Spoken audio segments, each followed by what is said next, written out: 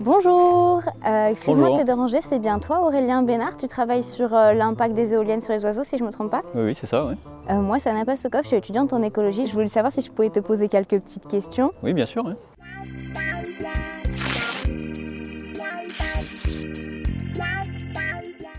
Donc d'après ce que j'ai vu en cours ou dans les actualités même, apparemment il y a quand même beaucoup d'impact des éoliennes sur les oiseaux, est-ce que c'est bien le cas? Comment ça se passe? Alors oui, effectivement, les éoliennes, elles ont des impacts sur les populations d'oiseaux, notamment parce que les oiseaux, ils rentrent en collision soit avec les pâles, soit avec les mâts. Okay. Et donc il y a des mortalités. Alors ces mortalités, elles ne sont pas très bien chiffrées. En France, il y a un rapport de la LPO qui est sorti il y a quelques années qui disait qu'il y avait à peu près 7 mortalités par éolienne et par an. Aux États-Unis, on est à 500 000 oiseaux qui meurent sur les parcs éoliens chaque année. Ah mais c'est énorme.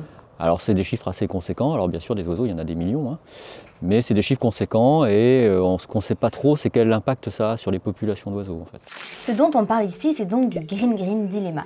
La lutte contre le changement climatique vs la préservation de la biodiversité. Aujourd'hui, on doit à la fois réagir face au dérèglement climatique et aux extinctions de masse, et ces deux combats rentrent parfois en conflit. L'utilisation d'énergies renouvelables est largement envisagée pour procéder à la transition énergétique, mais ces dispositifs peuvent parfois avoir des conséquences sur la biodiversité, comme les oiseaux qui peuvent mourir à cause des éoliennes. Des questions peuvent alors se poser, la mort d'oiseaux peut-elle être justifiée face à la lutte contre le changement climatique? Et donc toi, c'est sur ces questionnements-là en particulier que tu travailles? Alors oui, je travaille sur la conciliation du développement des énergies renouvelables et notamment de l'éolien et la protection de la biodiversité à travers un programme qui s'appelle MAP. Le programme MAP, c'est un projet qui est né d'une initiative de l'Adréal Occitanie et de la LPO Occitanie et qui a pour principe de mettre autour de la table toutes les parties prenantes qui sont impliquées sur ces questions-là. Donc les parties prenantes, c'est une centaine de structures différentes qu'on a mis autour de la table, donc des développeurs éoliens, des associations de protection nature, des bureaux d'études, l'État, pour identifier des axes de recherche qui font consensus au sein de ces parties prenantes. Donc dans le cadre de MAP, on a développé 3 axes de recherche différents. Le premier, il vise à comprendre quelles sont les causes de ces collisions. Le deuxième, il vise à comprendre quelles sont les conséquences de ces collisions sur les populations d'oiseaux. Et puis le troisième, il vise à développer des nouvelles connaissances pour réduire l'impact de ces collisions. Parce qu'il y a des solutions qui sont déjà existantes pour essayer de réduire les mortalités? Alors oui, sur certains parcs, il y a des systèmes qu'on appelle les systèmes de détection automatisée de l'avifaune, qui sont des systèmes basés sur des caméras ou des radars, qui vont détecter les oiseaux à longue distance et déclencher des réactions quand l'oiseau s'approche trop près des éoliennes. Donc par exemple un arrêt de l'éolienne ou émettre un son pour effaroucher, effrayer les oiseaux. C'est trop bien si ça fonctionne, mais du coup, qu'est-ce que vous faites pour essayer d'améliorer ces systèmes? Alors dans le cadre de MAP, on a notamment encadré une thèse, la thèse de Constance, qui vise à mieux comprendre la perception des éoliennes par les oiseaux, et notamment la perception du mouvement rotatif. Alors si tu veux, on peut aller voir si Constance est là et qu'elle nous explique un peu ce qu'elle fait. Ce serait génial, merci beaucoup. Ah, je vous emmène avec moi, ça va être trop bien. Bonjour, salut, est-ce que Constance est là? On a donc croisé Olivier Duriez, c'est lui qui a encadré la thèse de Constance et il nous a dit qu'elle n'était pas là aujourd'hui mais qu'il allait pouvoir nous expliquer les expériences. Alors apparemment il y a aussi une stagiaire de M2 qui continue les travaux avec les oiseaux et qui va pouvoir nous les montrer.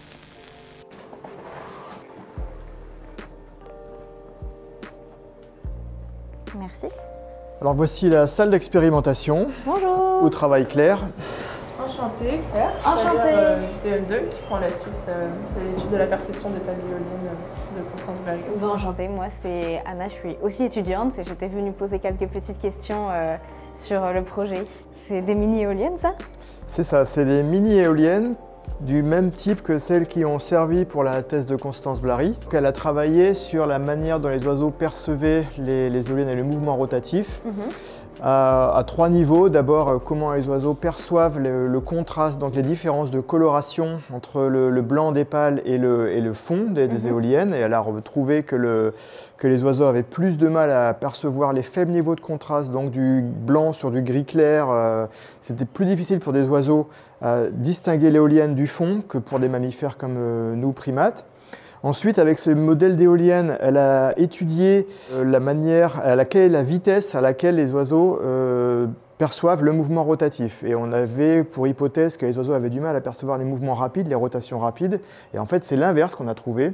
Ils perçoivent très bien les mouvements rapides, les rotations rapides. Par contre, c'est les rotations lentes qu'ils ont du mal à distinguer d'arrêt, en fait. Ok, mais du coup, là, ça me fait penser à ce que tu me disais tout à l'heure avec le système de détection qui, quand il détectait un oiseau, ça faisait ralentir les éoliennes, si je ne me trompe pas. Mais du coup, ça serait contre-productif si finalement les oiseaux ils ne voient pas. S'ils ne voient pas la rotation lente, il vaudrait mieux arriver à un arrêt rapide et total. Parce que la troisième étape, c'était les prises de décision de ces oiseaux de traverser ou non un rotor à l'arrêt. Et les expériences ont montré que à rotation faible, les oiseaux avaient tendance à traverser le rotor si on mettait une source de nourriture de l'autre côté, par exemple, et donc prendre un risque de collision. Okay. Donc le travail qui est mené actuellement, c'est compléter ces études avec des différents motifs peints sur les pales pour augmenter ce contraste et possiblement augmenter la manière dont les oiseaux vont percevoir les rotations lentes. Okay. Et là, on travaille par exemple aujourd'hui sur une pale noire qui est la copie d'un article qui a été publié en 2020 sur des aigles en Norvège qui avait montré une réduction de la mortalité par collision quand on peignait une pale en noir sur un parc éolien. L'article est très discutable dans ses résultats de son niveau statistique, mais l'idée est sans doute intéressante et donc on le reteste ici avec plus d'individus, plus d'espèces et de manière beaucoup plus standardisée pour voir s'il y a un motif qui permet d'augmenter le contraste et d'augmenter cette perception. Et on teste donc une pale noire, mais aussi des motifs en rayures et en carreaux par rapport à des éoliennes toutes blanches comme ils sont construits de manière standard en France. Et donc là, c'est ce que toi tu fais ici? C'est ça, exactement. Claire m'expliquait donc que la première étape des expériences est la phase d'apprentissage avec les oiseaux.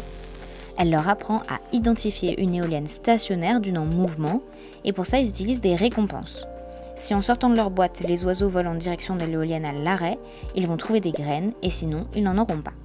Une fois que les oiseaux ont appris à bien faire la différence entre éolienne à l'arrêt et en mouvement dans de bonnes conditions, donc avec un bon contraste, elle va tester leur perception du mouvement rotatif en modifiant la couleur du fond, les motifs des pales ou leur vitesse de rotation par exemple. Hop, donc là je peux vous montrer avec un individu comment ça se passe concrètement. Donc je viens le mettre dans sa boîte. Okay. Là, on ferme pour qu'il ne voit pas ce qui se passe et l'endroit où je mets la nourriture, qu'il ne voit pas à l'avance l'éolienne en rotation. Donc là, on va laisser l'éolienne de droite stationnaire, l'éolienne de gauche en rotation. Tout à l'heure, j'avais mis les quelques graines. Il n'a pas vu. Et au moment où je pose les graines, je fais du bruit avec des graines dans les deux mangeoires pour pas qu'il y ait d'autres indices que le visuel pour que l'oiseau sache où se positionner.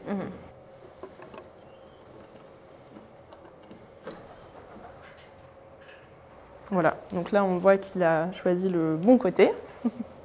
Donc je le laisse manger ces quelques graines que je lui ai posées. Et ensuite je peux venir le récupérer. Hop, ils sont bien habitués maintenant à la manipulation, donc ils ne sont pas stressés. Je le repose dans sa boîte, on referme. Et là je peux faire un nouvel essai et j'enchaîne comme ça 16 essais dans la journée par pigeon. Et on a 6 pigeons en expérimentation. Un vrai travail de fourmi. Voilà. En fonction des résultats, les chercheurs pourront recommander différentes solutions pour réduire l'impact des éoliennes sur la mortalité des oiseaux. Peut-être qu'un jour les éoliennes ne seront plus blanches, qui sait. Bon Aurélien, merci beaucoup de m'avoir présenté les personnes qui travaillaient également sur le projet. Juste, j'avais encore quelques petites questions si ça ne te dérange pas. Non, pas du tout. Est-ce que peut-être qu'on retourne sur la table où on était dehors, c'était bien? Ouais, ça va être plus calme. Ok. Bon Aurélien, pour mes dernières questions, est-ce que ça te dit d'y répondre autour d'un thé? Volontiers. Alors j'en ai apporté un. Du coup, déjà je me demandais d'un aspect un peu moins purement scientifique, mais est-ce que des fois c'est difficile à la prise de décision? Tu me disais au début, il y a beaucoup de personnes qui se réunissent autour de ce projet. Vous préconisez des choses, est-ce qu'elles sont appliquées? Oui, alors c'est sûr que ces mortalités d'oiseaux sur des parcs éoliens, c'est un sujet très conflictuel, hein, avec des acteurs qui sont en conflit dur, parce que les enjeux socio-économiques ils sont importants, et puis la crise de la biodiversité elle est aussi très importante. Donc il faut lutter contre le changement climatique, mais en même temps il faut protéger la biodiversité. Nous, notre position en tant que scientifique, dans le cadre du programme MAP, c'est qu'on n'est pas là pour prendre les décisions à la place de la société. On est là pour fournir des connaissances pour que les décisions elles soient prises de manière les plus éclairées possible, mais on n'est pas là pour se substituer à la décision et donc à la société ou aux politiques. Je comprends, pour aider à la prise de décision. Finalement. Exactement. Donc c'est aux acteurs de se mettre d'accord, notamment l'État, hein, de prendre des décisions pour appliquer ou pas les recommandations de la science. Et après, dernière question un peu moins philosophique, est-ce que tu as des conseils à donner à des étudiants qui voudraient travailler dans l'écologie ou alors qui sont juste intéressés ou curieux par l'écologie?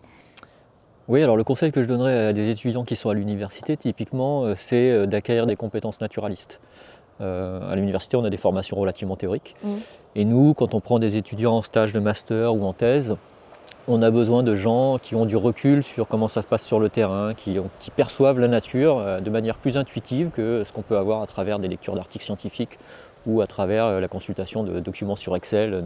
Nous, dans l'équipe, on fait beaucoup de modélisation. Et pour bien comprendre les résultats des modèles, bien comprendre les résultats des recherches, il faut avoir une bonne connaissance des milieux naturels et du comportement des animaux notamment. Donc, faire du terrain. Ok. Bah, c'est plutôt un chouette conseil parce que ça donne envie. Tant mieux. Aurélien, merci beaucoup pour avoir répondu à toutes mes questions. Je te souhaite très bonne continuation et puis à bientôt. À bientôt. Voilà, alors on a fini cette petite vidéo. J'espère qu'elle vous a plu. Moi, la dernière fois, j'ai rencontré Karine Mouline, qui était une chercheuse qui travaille sur une lutte, un moyen de lutte contre le paludisme. Alors, si vous ne l'avez pas vue, vous pouvez la retrouver ici. J'espère que celle-ci vous a plu. N'hésitez pas à me dire en commentaire ce que vous en avez pensé. Et je vous fais plein de bisous. À bientôt avec Mine de Science.